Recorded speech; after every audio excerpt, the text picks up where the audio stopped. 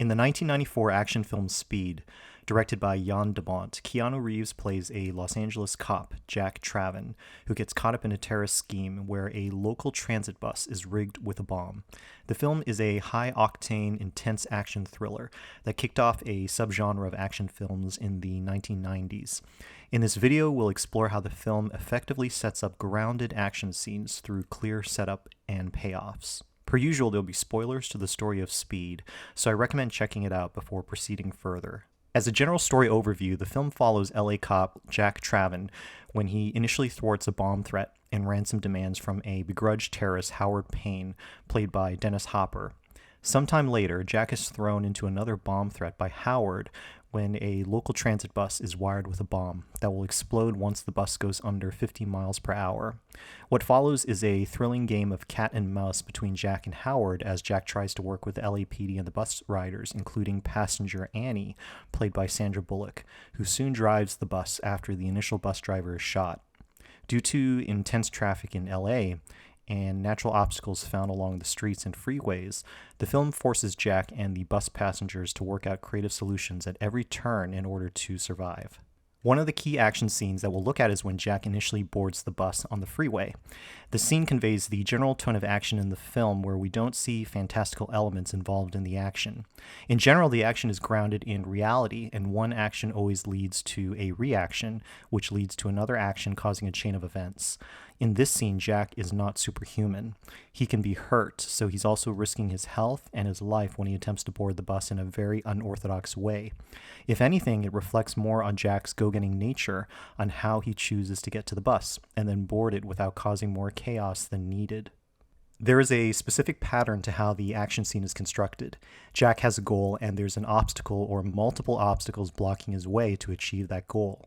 So what will Jack do to get past that obstacle and achieve the goal?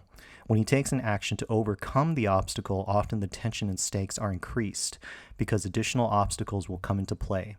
This pattern is similar to what we see in story beats during dialogue scenes between characters engaging in relational conflict. As a side note, we can think of dialogue scenes and action scenes as very similar in their dramatic construction. So when the scene kicks off, Jack's goal is to get on the bus because earlier on, the driver has already unintentionally activated the bomb under the bus. So Jack needs to find a way to get in touch with the driver and get him to keep driving above 50 miles per hour so it doesn't explode. Jack left his car behind in stuck traffic, so he can't run and keep up with the bus. These are the obstacles, so he needs another way to catch up. Jack's immediate solution is to actually flag down another driver on the freeway and commandeer the car, with the driver moving into the passenger seat. They drive quickly next to the speeding bus, and Jack tries to wave at the bus driver to open the door. The obstacles here are that the bus driver has no idea there's a bomb under his bus, so he has no reason to listen to Jack.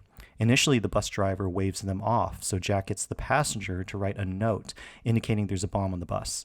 While driving erratically on the freeway, Jack swerves to avoid a crash, and the note goes flying toward the bus front window, where the driver sees the note and is able to read it.